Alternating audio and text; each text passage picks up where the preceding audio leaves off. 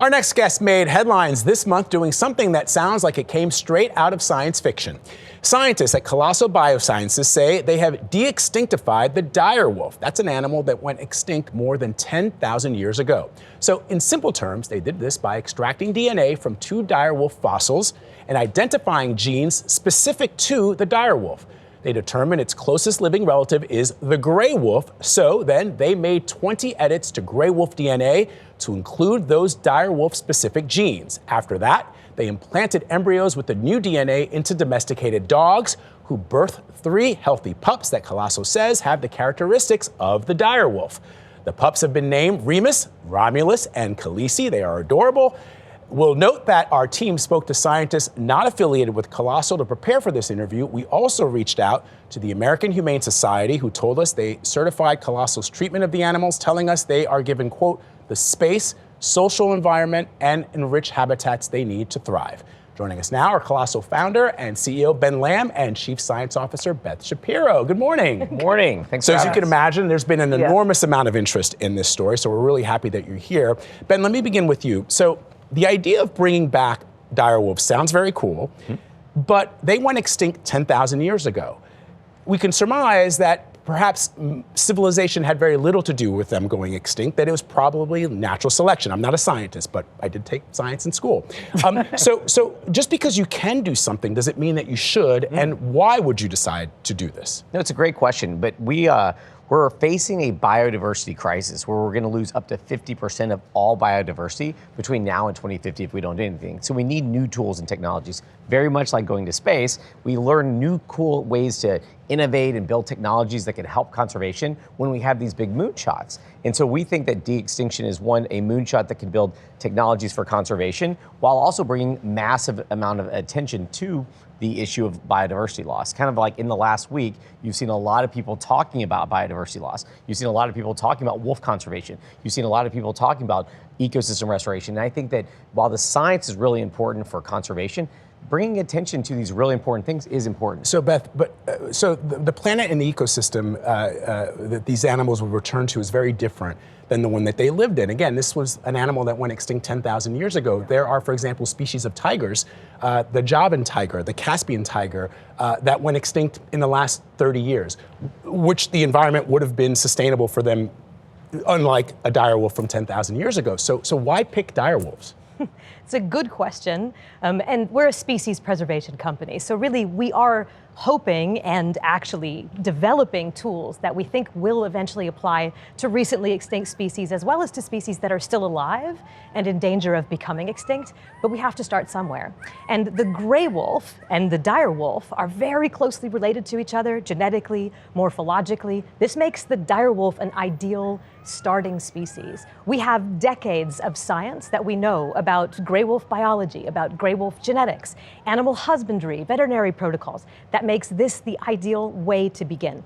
We can't just go directly to the moon. We have to first go into orbit. And this is that first project. And we can do this because of that close relationship in as safe and an ethical way as possible, with animal welfare really at top of mind. But some of your critics worry, guys, that by doing this, you're taking away the conservation efforts for the existing endangered animals. And why not focus on that? So we are. So this is not an either or, right? So de-extinction is not a replacement for conservation. It's a new technology and a tool for conservation.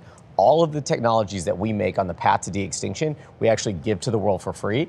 And then some of the tools and technologies are now being used by many scientists around the world to help save endangered quolls in Australia, species like Asian elephants, and even pink pigeons in Mauritius. And so all of our de-extinction tools are made available for free for conservation. And then it was so successful last year, we actually raised $50 million for the Colossal Foundation to actually give more money for conservation. So we don't think that conservation is a zero-sum game. We have to develop new tools and technologies, and we have to bring awareness to these issues. And so we can actually do both at the same time. And so what both are you doing at the same time? So right now, we try to pair every single de-extinction project with a species preservation project. So for the dire wolves, which got most of the headlines because Game of Thrones and everything else, people love it, got very excited. For those of us who hadn't seen Game of Thrones, I was like, I had to Google, what is a dire wolf? Yeah. It was funny backstage when you asked around and everyone's like, "Why watch Game of Thrones?" I asked everyone kind of. But everybody who didn't was like, nope, never heard of it. Yeah. But one of the things people didn't focus on was the same technologies that we use to bring back the dire wolf. Our 3 dire wolves, we actually made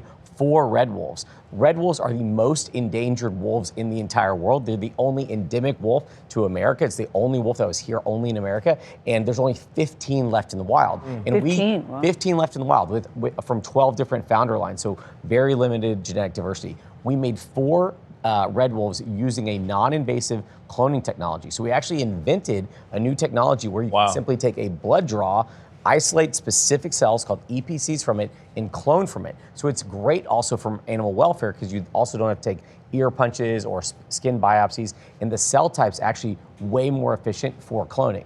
And that all was made possible because of our technology that we developed for the dire wolf. Yeah, and I heard your answer, but I'm still trying to figure out why you're doing it. What is the benefit for us?